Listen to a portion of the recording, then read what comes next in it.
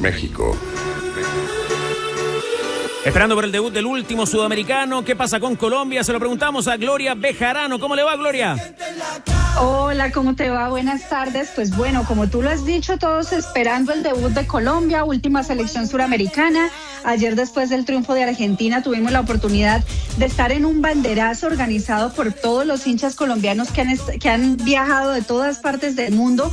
Más de 6,000 personas se concentraron en el Ángel de la Independencia, uno de los puntos, digamos, importantes de acá de Ciudad de México. Fue una locura, me sentí por momentos en Barranquilla, en Bogotá, entonces el ambiente está muy lindo y esperando, por supuesto, empezar con pie derecho ese debut ante Uzbekistán. A propósito del gran debut, tuvimos la oportunidad de conversar ayer con el profesor Néstor Lorenzo en conferencia de prensa, habló de muchas cosas, del rival y también una específica sobre qué le pide a sus jugadores para este gran debut de esta noche aquí en Ciudad de México. Escuchemos las declaraciones del profesor Lorenzo. El mensaje es el de siempre, ¿no? Que disfruten, que agradezcan y que se maten por la camiseta de Colombia, como el de siempre, el que dijimos del primer momento. Gracias a Dios volvemos a esta cita mundialista después de 8 años. Y la verdad que tenemos mucha ilusión, muchas ganas de hacer las cosas bien, y ese es el mensaje continuo de todos los días. Ahí escuchábamos precisamente al profesor Néstor Lorenzo, a quien siempre se le ha preguntado hasta dónde quiere llegar Colombia o hasta dónde ve a Colombia en este campeonato del mundo, y él siempre ha dicho que se ve finalista o que la gran meta del equipo tricolor es ser finalista. Sobre la nómina titular, él es un técnico muy hermético siempre con este tema. Ayer incluso le preguntamos, estuvimos indagando y obviamente él nos dijo, de hecho en tono de broma, no crean que les voy a decir, estamos esperando a última hora esa nómina titular, y la gran duda para todos los colombianos y para todo el mundo es si James Rodríguez va a ser o no titular. Nosotros pensamos que el jugador, el ícono o el 10 referente de la selección va a ser inicialista, pero bueno, tenemos que esperar seguramente unas horitas antes del compromiso para tener esa nómina inicialista en el Estadio Azteca. ¿Qué podemos esperar, Cristian Arcos, del debut de Colombia ante Uzbekistán? Es un buen equipo. Colombia tiene una generación mixta. ¿En qué sentido? Hay varios jugadores de este equipo, estábamos revisando ayer la nómina, que van a jugar su primer mundial, pero no son particularmente jugadores tan jóvenes, ¿no? O sea, hay algunos que tienen un recorrido, pero no habían tenido experiencia mundialista. Pero hay otros que sí, efectivamente son jugadores que vienen emergiendo. Entonces está en ese periodo de mezclar jugadores jóvenes con algunos que tienen una trayectoria un poquito más larga. Hay nombres propios de los cuales uno espera mucho. Gloria nos hablaba de la participación o no de James Rodríguez desde la titularidad. Creo que el foco está en Luis Díaz, ¿no? Lucho Díaz, un jugador de otra categoría, un jugador que entra en niveles internacionales y lo ha demostrado, ¿no? Lo demostró en Liverpool, lo demostró en Bayern Múnich, un tipo de otro peso, de otra madera, ante un rival que yo reconozco que para mí es un misterio. O sea, lo de Uzbekistán, no he visto pasajes, he visto compactos, siguiendo la estadística de lo que fue su clasificación. Tiene a Cannavaro, me imagino, un italiano, zaguero central, me imagino un poco la línea de juego desde ese lugar, pero esos equipos medios desconocidos terminan de pronto siendo tan enigmáticos y misteriosos que eso, más el peso del debut, podrían llegar a enredar a una Colombia que en el papel para mí es favorito. Sí, Colombia tiene un trabajo sostenido también, estructural, que primero hace que su presidente, Jesús Jusurum, sitúe al equipo como favorito, digamos. O sea, dice, no favorito, me refiero favorito en el sentido de este partido, sino como un equipo que va a dar pelea eventualmente para meterse en cuarto de final y eventualmente más arriba en el Mundial. O sea, el presidente le tiene una fe a su selección que llama la atención y que puede ser hasta riesgosa desde el punto de vista de la presión y la declaración. Segundo, la Copa América femenina y la Copa América masculina tuvo a Colombia como finalista. O sea, se ve que hay un trabajo estructural que ha permeado la rama masculina y que implica que se está trabajando bien en Colombia en todas las divisiones. También son competitivos a nivel sub-20 y en las categorías menores. Es decir, hay algo que ha ido en alza y en consolidación. Y efectivamente, la clasificación FIFA, que yo siempre la miro porque es una referencia, no miente. Colombia está 14 en el ranking FIFA, o sea, es una de las top 15, estuvo 13, bajó ahora porque México subió después de su último resultado, es decir, está a pocos puntos incluso del top 10. Es una selección que yo creo nos va a representar muy bien que llegan con altos niveles de confianza y no la veo fuera de los 16. En Colombia se observa con atención este empate parcial 1-1 entre Portugal y la República Democrática del Congo. Precisamente frente a Portugal va a cerrar su participación en el Grupo Colombia el próximo sábado 27 de junio. Y cuéntame, Gloria, la hinchada colombiana está acompañando a su selección en México. Acompañando y viajando desde todos los lugares del mundo. Ayer, como les mencionaba, el tema del banderazo, y se espera hoy más de 60,000 colombianos, así que el equipo seguramente será local. Lo conversaba también ayer el profesor Néstor Lorenzo sobre la importancia o lo que significa jugar en un estadio mítico como el Estadio Azteca, que pues todos sabemos tiene mucha historia, y él decía precisamente que la selección Colombia ya sabe lo que es tener una actuación memorable en un gran estadio. Lo vivimos en el Maracaná en 2014, todos lo recordamos, ese gran partido ante Uruguay, el golazo Puskás además de James. Entonces él quiere repetir y tener una actuación memorable en el Estadio Azteca ante más de 60,000 personas. Entonces todos muy conectados pues de lo que ocurra en este compromiso, y llevándoles a ustedes, por supuesto, a lo largo de nuestra programación todos los detalles de lo que se viva en el Estadio Azteca. Te mandamos un abrazo y estaremos muy pendientes del debut de Colombia. Gloria Bejarano, trabajando para ADN Deportes. Que pase bien. Gracias, un abrazo y todos fuerza con Colombia. Qué tremendas selecciones veremos en el Mundial, cómo no, sólidas, rendidoras, que cubrirán toda la cancha, como el látex extra cubriente de Zipa, que rinde, cubre y nivela mejor. Ándate a la segura con Zipa. Sí. Llegó el McCombo Copa Mundial de la FIFA también a McDonald's. Elige entre Big Mac o Chicken McNuggets y llévate uno de los 3 vasos legendarios: el de Ronaldinho, el de Beckham o el de Henry. McDonald's, me gustas así. Activamos concurso. Muy bien. Activamos concurso rápidamente para nuestros amigos que conectan, como siempre, la señal de los tenores. Y en tiempos de mundial, ¿Qué trae Tigre para regalar? mitos y leyendas de los mundiales, edición corregida y aumentada. Incluye Qatar 2022 de Alberto Montt y de Alejandro Barsky. Las historias más insólitas para la previa del Mundial 2026 de Editorial Planeta, no uno, sino que 2 ejemplares. Bien, Póngale ganas, 85, 21, 23, 60. ingenio, y será uno de estos 2 ejemplares. Irán a sus manos, gentileza de sus buenos amigos los tenores y la banda de Radio ADN, gentileza de Planeta. Atención especialistas, si encuentra un precio más bajo en Sodimac se lo igualan y le dan un 20% de descuento adicional en el producto. El que sabe, siempre elige Sodimac. Kansas City. Vamos a comentar el triunfo de Argentina. Aprovechamos de saludarte también, Danilo Díaz. ¿Qué me dices para arrancar el análisis del triunfo de la selección albiceleste? ¿Qué tal, Carlos? ¿Cómo te va? Sí, un triunfo categórico donde la leyenda, la historia gigante de Messi se agranda. Quería hacer un paréntesis para saludar a Claudia, a la hija del gringo, de Hans,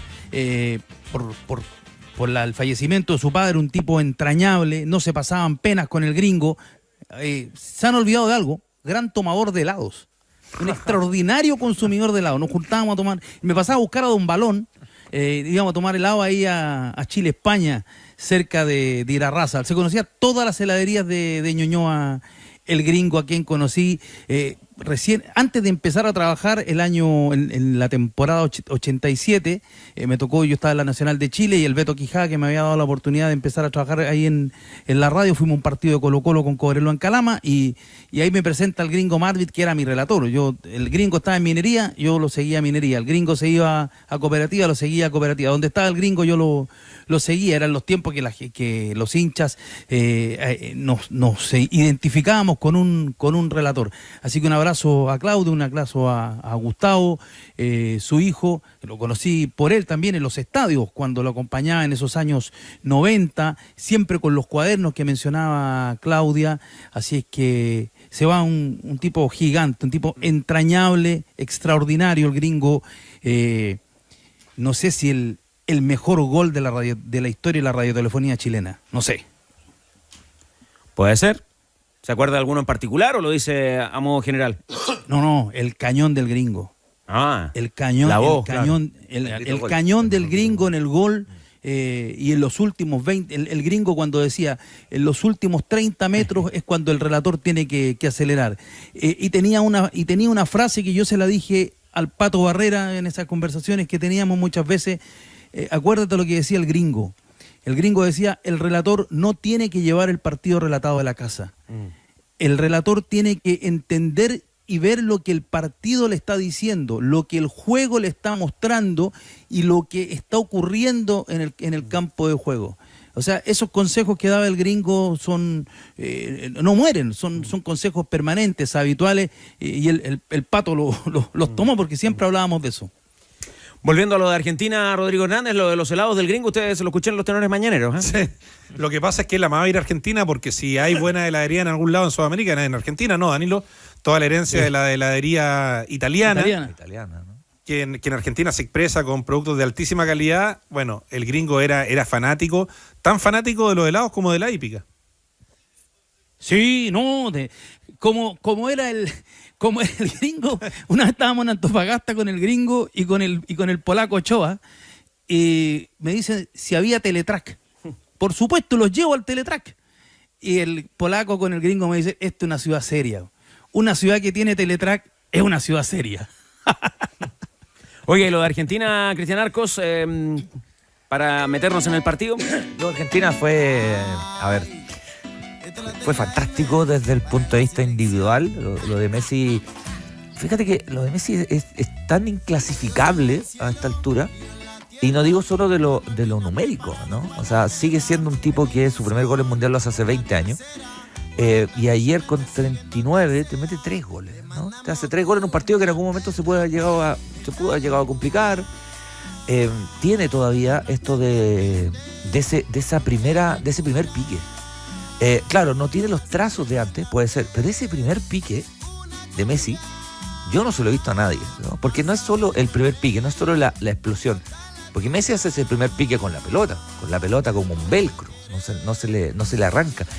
No sé si hay tanto jugador capaz de sacar un remate sin tener una preparación, ¿no? Saca el remate pero de la nada, pero no es que saca el remate y lo pone en el ángulo arriba, sino o pegado al palo. Ha hecho el tercer gol, lo ha hecho 300 veces y le sigue saliendo porque el tipo es de otra... El biotipo lo ayuda en todo caso. Categoría. Yo creo que el biotipo lo ayuda, porque yo no sé si a Messi se tratará con alimentación especial, pero es como que el metabolismo no le cambia, porque conforme uno va creciendo en años, y no hablo de gente sedentaria como uno, sino incluso a los deportistas les va cambiando el físico. Sí. O sea, tú ves a un deportista, no sé, yo veo a Wawrinka, a los tenistas que ya cerca de los 40, el propio Djokovic no es el mismo físico, pese a que el tipo es vegano, se cuida, nunca se puso la vacuna, en fin, se cuida a más no poder, pero en el caso de Messi yo siento que de pronto eso lo ayuda, porque tiene como la misma fineza sin perder la potencia. Obviamente está un poco más lento que antes por razones obvias. Yo creo que los traslados son más acotados, son más cortos. Y ahí también hay un mérito de Scaloni de diseñar el juego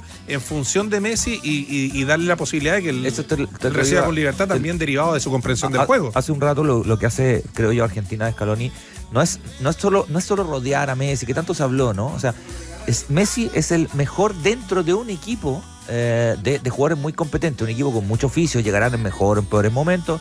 Obviamente recién el primer partido y hay que ver cómo se cuenta la historia al final y no en el arranque. Pero en términos generales, no es como pasen la pelota a Messi y ahí ve lo que hace. No es así. Hay momentos que Messi incluso hasta puede descansar en el partido y tiene el diferencial que a mí me cuesta mucho clasificarlo. La discusión de Messi entre los mejores de la historia, yo creo que está absolutamente encima de la mesa. En una semana más, va a cumplir exactamente en una semana más, cumple 39 años. Y usted, Danilo, desde Estados Unidos, también quería aportar algo a propósito de los 3 goles de Messi.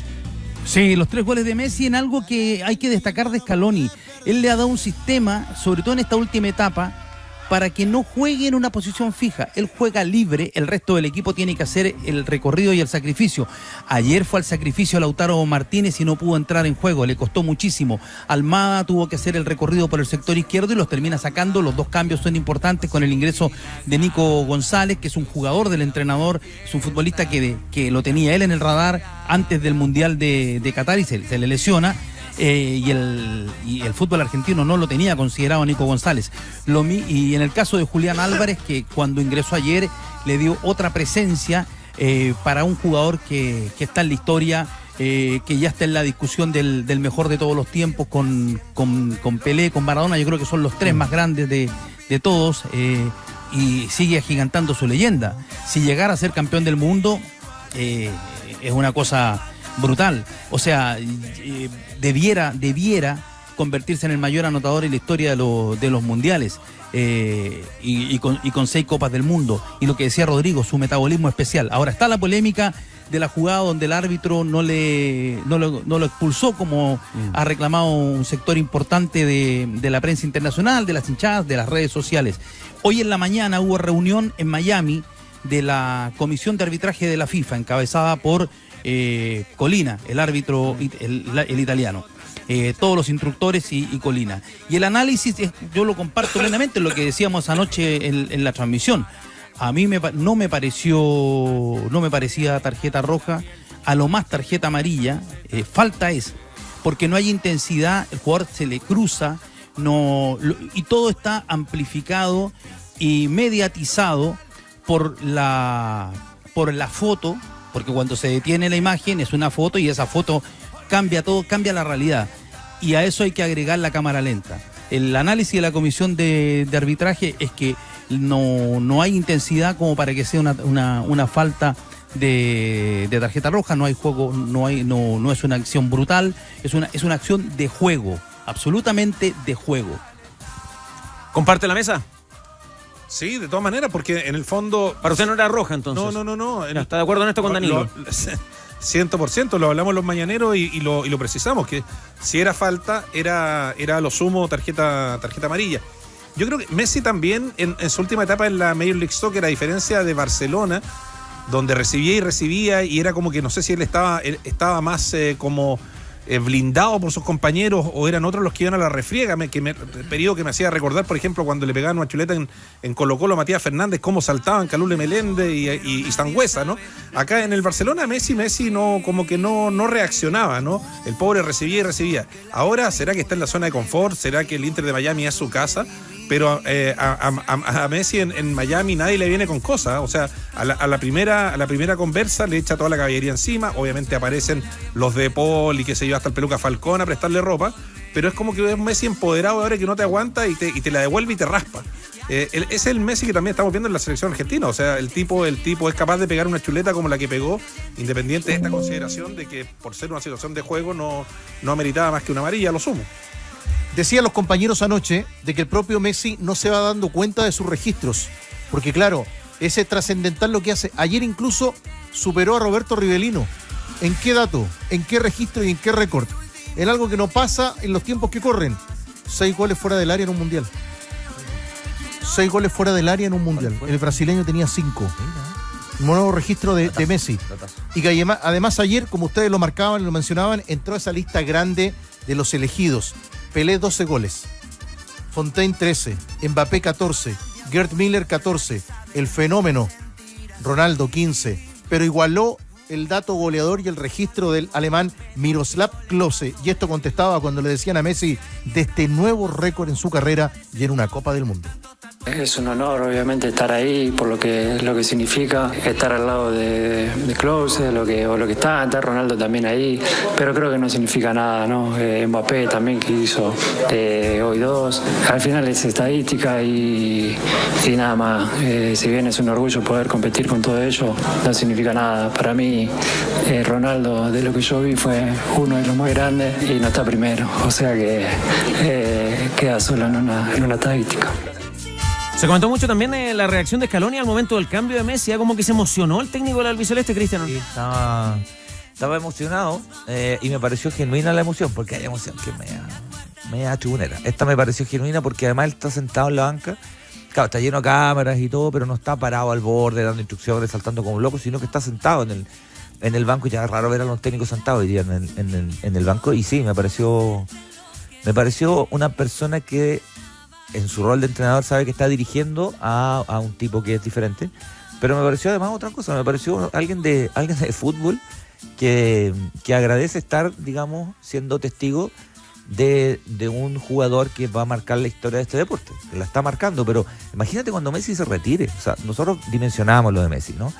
Cuando Messi se retire, yo creo que nos vamos a dar cuenta que vimos un tipo que en algo Messi yo creo que supera a todos, y es la cantidad de años que lleva en primera línea.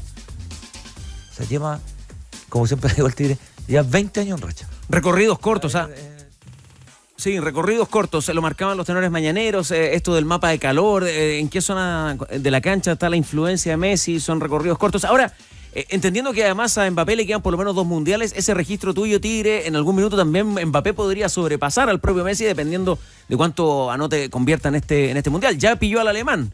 Porque Messi se está despidiendo de la Copa del Mundo por la edad y marcan que, por ejemplo, a Mbappé le quedarían 2 mundiales todavía. Sí, claro. Ahora, por ahí, Danilo, no sé si va a estar de acuerdo conmigo, pero este mundial que ha tenido cosas, que ha tenido el trato injusto para la delegación, para la selección de Irán, por ahí a lo mejor uno le podría pedir, no es la característica, pero ningún futbolista dice nada, ningún entrenador dice nada, y Messi con todo el poder que tiene, alguna voz podría también levantar, ¿o no? Debería. Algún jugador, algún cuerpo, algún entrenador puede decir algo. A lo más fue quizás con la no respuesta cuando Bielsa le preguntan el otro día y dice ya se ha dicho ya se ha dicho todo. ¿Qué más quiere que diga yo? Que fue cuando le preguntaron por las pausas de hidratación.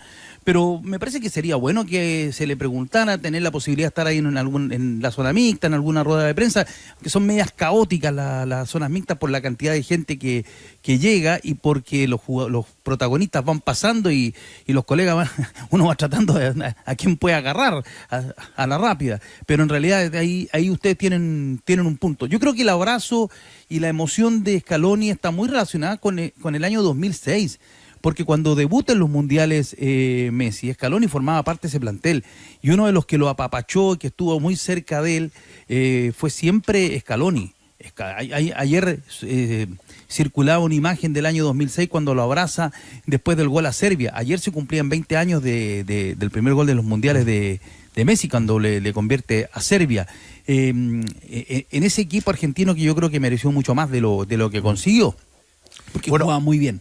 Lo marcaban ayer, por ejemplo, Koulibaly tras el partido decía que bonito para Europa y Sudamérica pueden traer a su gente, a su familia y a sus hinchas. Los africanos y los árabes no han podido también respecto a lo que está ocurriendo con la selección de Irán. También después de lo que ocurrió con ese partido son algunas de las voces que se han escuchado tras lo que está ocurriendo con algunas selecciones. Claro, porque equivocado o atinando, incorrecto, como además fue su triste desenlace, Maradona con esta no se queda callado, ¿eh? No, para nada. Maradona gritaba en esta y habría gritado fuerte. Un jugador como Cantona lo mismo, pero yo Mbappé no lo hace sé. Poco, ¿eh? Mbappé sí. Y el doctor Sócrates también habría dicho también, algo, ¿no? También. Pero digo, de los actuales Mbappé yo creo que es el que más voz tiene, ¿eh? Claro, pero Messi, bueno, tiene muchos intereses comerciales, vive en Estados Unidos también, pero bueno, Pero además está en un momento complejo Messi.